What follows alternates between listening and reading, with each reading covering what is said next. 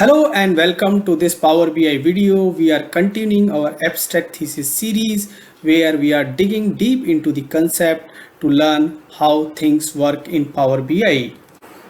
If you have not subscribed to the channel yet, please go ahead and hit the subscribe button and also press the bell icon so that you can get the notifications for the new videos. So today what we are going to do, we are going to discuss how to make our time intelligence work properly. Now you might have seen first time I have actually noticed down certain points and they are displayed here. These are very crucial 5 important points to make your time intelligence successful. And what are they? Use date table. So we'll discuss how important the date table is. First we'll try the time intelligence without date table, and then we'll try to see, if we add date table, how does it change the behavior. Okay, the second thing which we are going to take, mark date as date table. Sometime you do not observe any behavioral changes for this, but that's the suggested way, so we are going to do that. Then third thing is use the column from the date table. Now you may create a date table and you might not want to use the date column from the date table. That is not going to give you correct time intelligence. So third thing we are going to do, your date do not have timestamp. Many time what you do, you configure the date table, you join it with it, and you actually have a timestamp which is not visible, and because of that you will see the difference what you are getting. So this is one of the point which we miss out, and we still do not get the correct time intelligence. And the fifth thing which we are going to see, date table should have all the dates. Sometime what happens, your date table doesn't have some dates in the current time or in the past time, and that could be another reason where you are not getting the expected results. So all of these let's try to cover. So first thing what we are going to do here is, what I'm going to do is I'm going to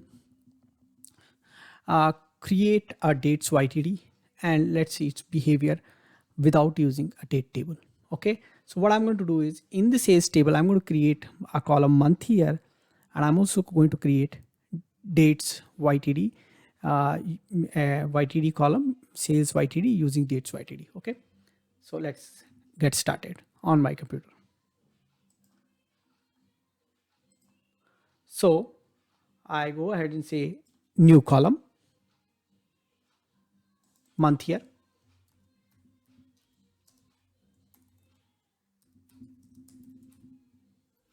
and format is the one thing which we are going to use. Says date,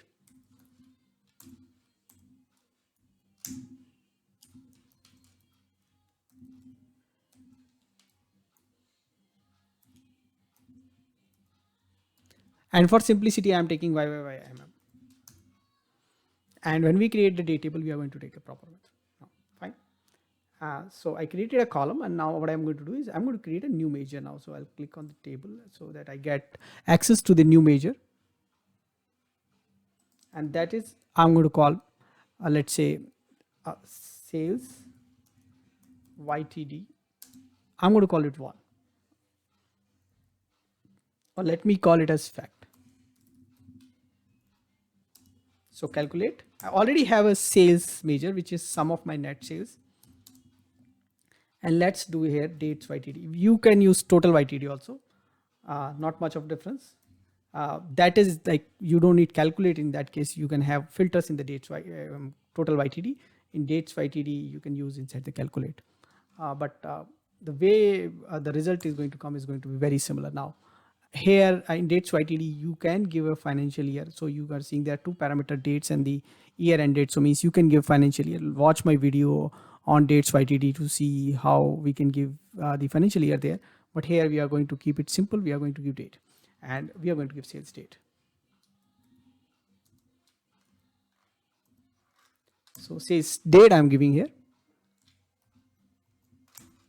So now my YTD measure has created, and I have data, I think, till October. Let me go ahead and check it out. So I'm going to do a sort descent here, and till 3rd October I have data. Okay. So now what we are going to do, we go into new tab, and you remember we created this month here. We take this month here and we plot.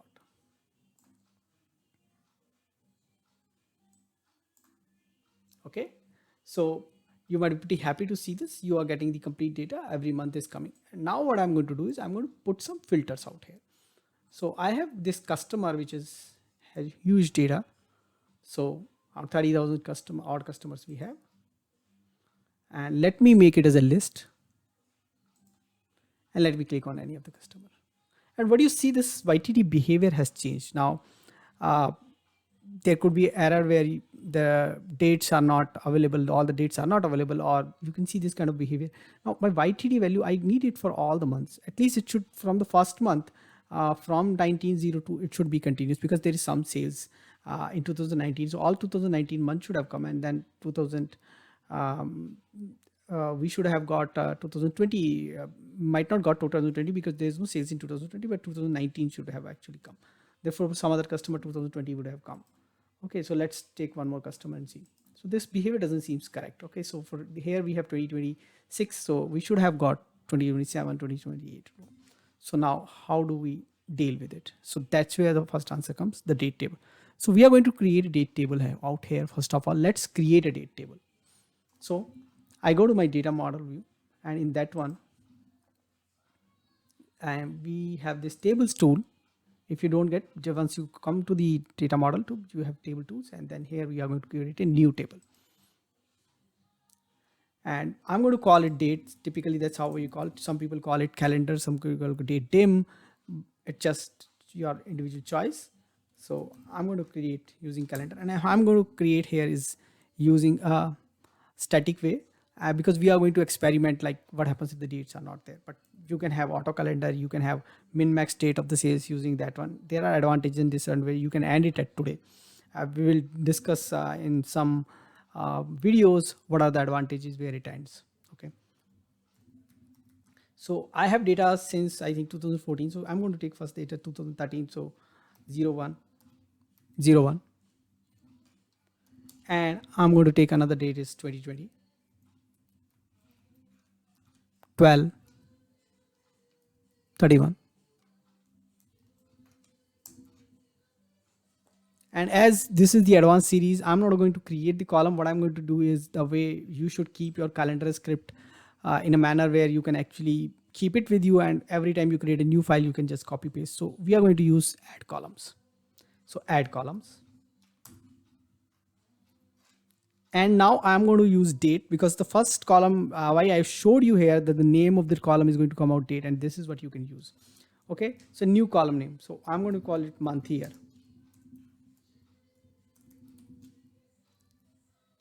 Format,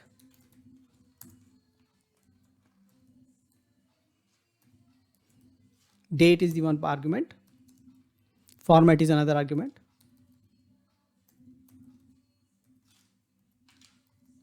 I'm going to copy this and create a sort column for this one, and I'll tell you one more way to make it a bit more clean. I just go ahead and say alt enter, and I'm going to do alt enter out also here. So now I can easily copy this.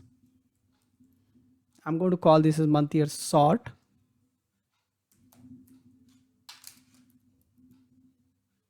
and as you know, y 4y and mm is the sortable column. Okay, the other one I'm going to create is year,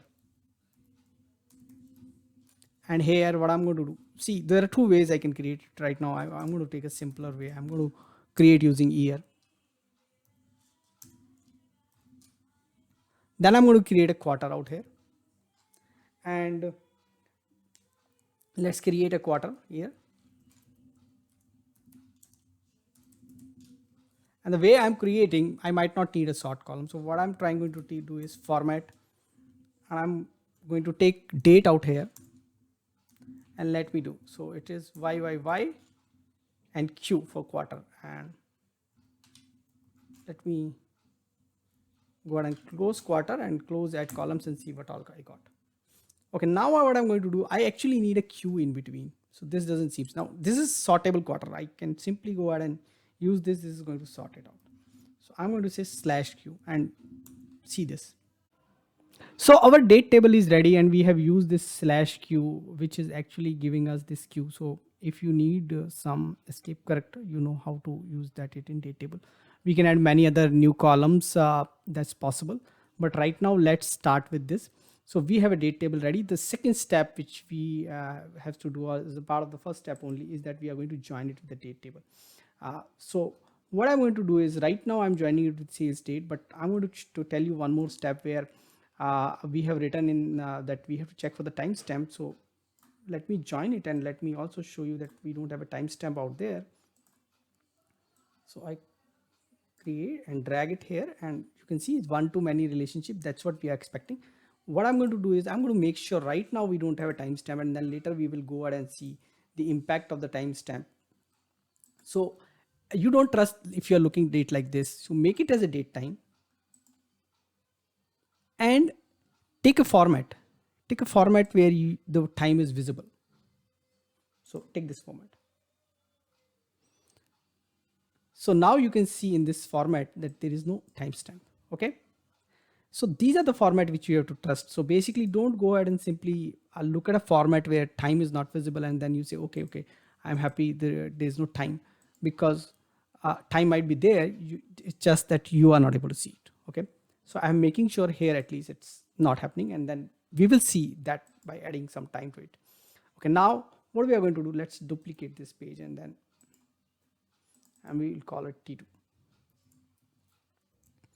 Now what we are going to do is we are again going to create a new measure, and we call it sales YTD. Calculate, we already have our measure sales, dates YTD,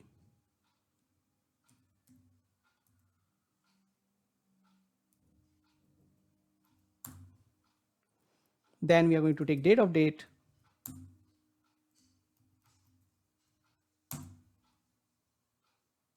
so this measure is done, and now we have duplicated. So let's first of all remove filter. Now what I'm going to do now, I've still taken the month here from here. Okay, and I'm going to put two measures side by side. Right here. This is sales YTD fact, and I have new measure which is sales YTD. And you see that there is something wrong out here.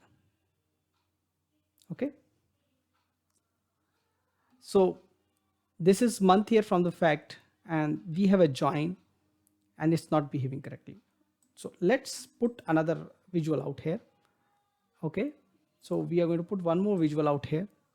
And in this visual, what we are going to do is we are going to use our date table which we have created, and from there I'm going to take month here, and one step we have missed out. Let's correct that first of all. So I click on the month here, and in the column tools I go ahead and select the month here, sort as the column, so that sorting get corrected, and you immediately see, if you might have noticed behind there was A everything, now it has sort correctly. Now I'm going to take my dates YTD out here, and you started seeing the behavior as correct behavior. Now here let me sort this one also. Now see here, okay, these numbers are matching out here. So this is another important thing, that when you are using this time intelligence, please use. Now this is one thing which is having an advantage out here, that see, it was ending out here, and now there is some problem that see number is not increasing here consistently. See, it has actually fall down in October, where we have even used YTD with dates. Now this is where the correct numbers are coming. So though we have used date YTD at here, numbers were not increasing, and we have not noticed that. Now when we have used the time intelligence function, now we know the continuously numbers are increasing, and these numbers are going till December, though the numbers are ending in October. So after October we have constant numbers over there. And now let's filter it out like 1. So now you see one thing is, see, once I get the September number, August number, September, October, November, December, I'm continuously getting that number after that. So I will get that year. So once I get a number in a year, okay, so I got a number in March, and post March you can see I get till December. Similarly, I got a May number, then after May, June, July, August, September, October, November, December. So YTD means from the year start till the whatever dates, and December it is ending because that's a year end. So but we are able to see that, whenever there's a number, it's able to complete YTD, which is not the behavior when we are using the one from the fact. So now what all we have covered now, let's see. So we have covered the importance of date table and join. We have said this is one thing which we have not done. Okay. And that's what I said initially also, that you might be able to work without this sometime, but its best way is that you mark it as a date table, because specifically when you create prior and all those, we need to have, and then the good way is to mark it as a date table, because that is also going to ensure that your date key is not duplicate. And also you have to observe the difference, that this date will become key because I have marked it as a date table and I chosen date, and this is no more dot date is available with you. Okay, so now this is key. So please don't use dot date kind of a stuff while you're creating. See, while I have created the year, I have not used dot year. I have actually used the year function when I created this year, if you look at it here. Okay, so that's the another reason why we have done it. Now one more thing which we have discussed, let's see. For first of all, here, use the column from the date table. We have seen the difference when we are not using it, and table has all the dates and do not have timestamp. Let's one by one take up them. So now what I'm going to do is, this table, let me reduce it till, let's say, June. Okay, I've reduced it till June, and let me go to T2 and let me remove all the filters. Now look at this, what is happening. I kept it till July. June 31st I've done. That is not wrong. That is wrong. So let me make it June 30th. Yeah, so dates can be other than zero. Date function can take anything, and then it actually pass it to the other one. That's the beauty about the date function. And to watch my video where how we talked about using date as a date add, so you will realize how date function can actually pass the additional numbers to the next level. So now you see it's ending at June, and now you've created less, or the prior end is not there, especially if I want to create prior and the prior years are not there. So let's try that out. Let's create a prior function also, and let's see if we remove the prior year, what happens. So let's correct this calendar out here at least, and let's start it from 2020 only. Or let's first create, check, and then make it 2020. Okay, so let's go ahead and do that. Okay, so for simplicity, what I'm going to do is I'm going to take this out, and let me create one more new major, quickly create and one more new major. And so what we do for prior year is date add and -1 and year. That's the most simplest way. Watch my YTD video. Okay, we have sales YTD already there, so we are going to call it sales LYTD. I'm going to put it here, and you see lagging year behind. That's absolutely fine. That's what we are looking at it. And 2018 is the calendar which we are getting. We have 2 years of data, so from 2018 till 2020. And what I'm going to do is, now I'm going to go back to the calendar, and in the date table, let me remove 2019 also. 2020, I'm going to start from 2020. So now I don't have any past year, and you can see LYTD is not there.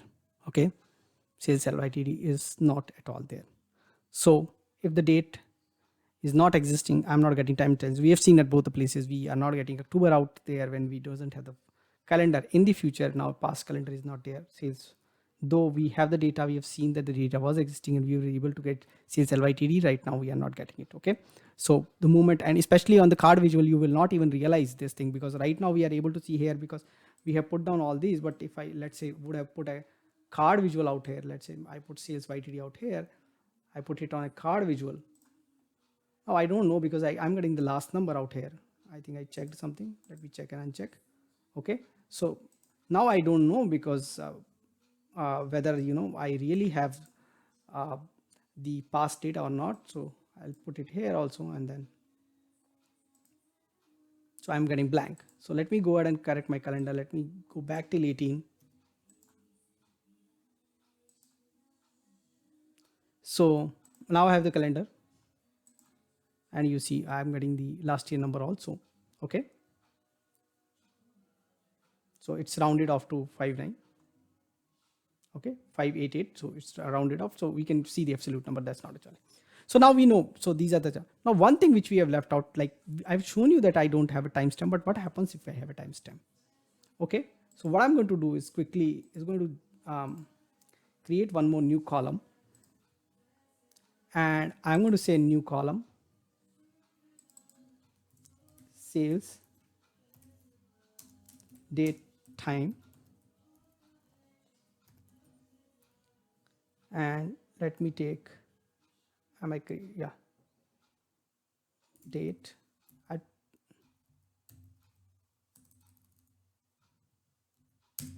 sales date plus time.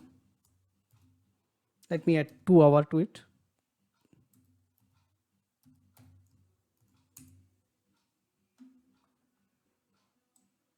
Okay, and maybe let's look at a format where we don't realize it has a timestamp. Okay, so we have a format where we are saying, okay, it seems like a date. Now remember these numbers, 866, 4.59 million. These are the numbers to be remembered. And let's go and delete this join.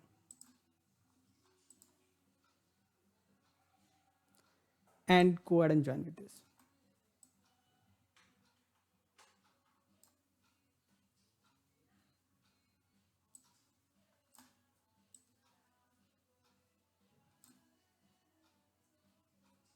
Okay, seems like a join. Numbers gone. We have added 2 hours, and with the 2 hours it's not going to join anything. This is gone now. This is one of the problem which is you are going to face now. So we were very happy. We see time intelligence working, everything set up all correct, still no data. We are going to shift back. We're going to delete this join, and now I'll tell you the way. While I'm going to correct this one here, but I'll tell you the way to get the date from timestamp. Okay, because you might have the timestamp from the sales date time. There are 2 ways you can do it. Okay, and both the ways I'm going to tell you is sales date 1. So one is I take this sales timestamp date time and I say dot date. Okay, this is the one way. So I'm going to create a date without a timestamp, and let me show you the, so this is the format which is coming, and sometimes this dot date function will not work. So then what you have to do is, then we have to use our date function, and I'm quickly going to do is I'm going to call date, and then I'm going to take year. Let me copy this because I need it 3 times. So in the date I take the year of this one, then I take month of this one, and then I'm going to take day of this one, and I got my new date ready. So now I can use this date, and pretty much you know that's going to work because we have seen that. Now I'm going to do one more thing is, let's delete this. We know we don't need anymore. Okay, this is the last item. Let's see, we have done so many things. Okay, I'm going to create MTD now. Okay, sales, calculate, sales, dates, MTD, date of date.